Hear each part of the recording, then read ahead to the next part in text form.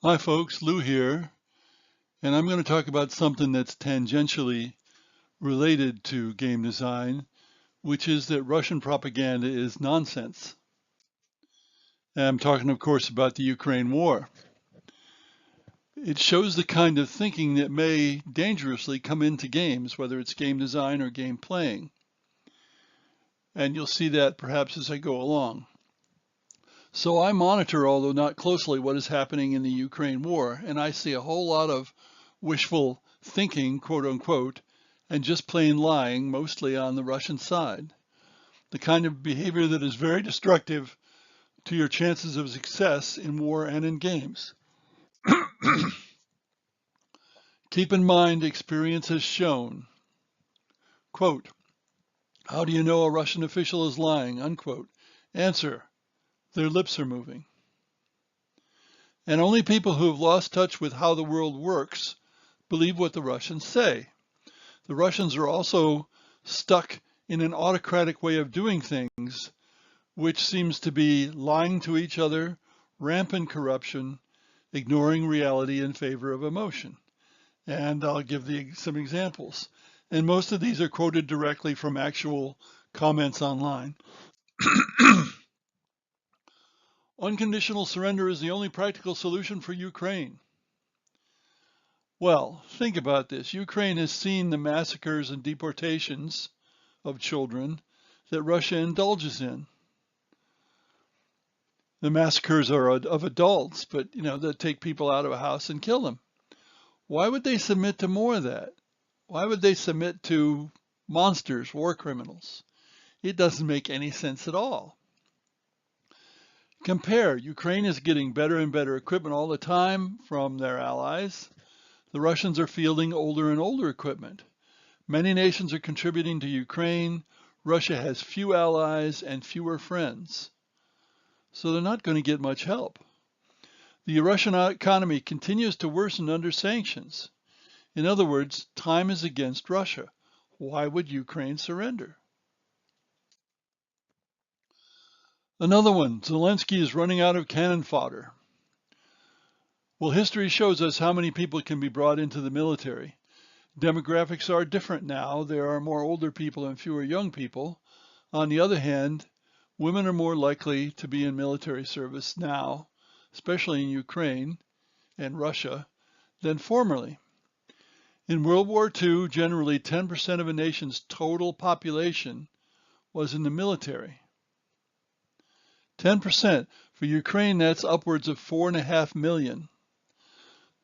And of course, for the Russians, it's much more. Neither side is going to run out of men. They may run out of the will to use those men, the will to have those men killed, but they're not going to run out of men. We don't know Ukraine's casualties, but surely they're less than 100,000 dead at this point, whereas Russia and the DPR and the LPR and convicts are over 250,000, as indicated by death penalties being paid in Russia. So the notion that Ukraine is suffering enormous casualties appears to me nonsense. It's hard to know what the rates are, but we can look at doctrine. Russian doctrine relies on artillery and waves of poorly trained troops. They've done that since World War II. The Ukrainians are more like NATO, wanting to preserve their troops. Part of the reason the Ukrainian offense is slow is preserving troops. On the other hand, equipment visually confirmed losses are much, much worse for the Russians. Why would it be different for troops? And this is quite apart from the expensive planes and ships that the Russians are losing lately. Another troll statement, Russia has been holding back. And when they decide to really go all in, Ukraine is doomed. Well, this is nonsense. Why would Russia hold back for more than a year and a half?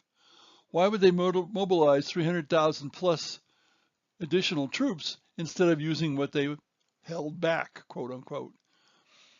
Wouldn't they use more modern equipment than T-55 tanks and ancient artillery if they had it? Surely they would. It doesn't make any sense to hold it back. Wouldn't they defend Crimea and their fleet better if they had additional stuff that they were holding back. This is an example of wishful thinking with capital letters. Oh, somehow Russia's held stuff back. No, they haven't. Another one, USA cannot, etc., cannot afford the war. Well, most of the equipment sent to Ukraine is old. Much of it has been taken out of service or is scheduled for replacement.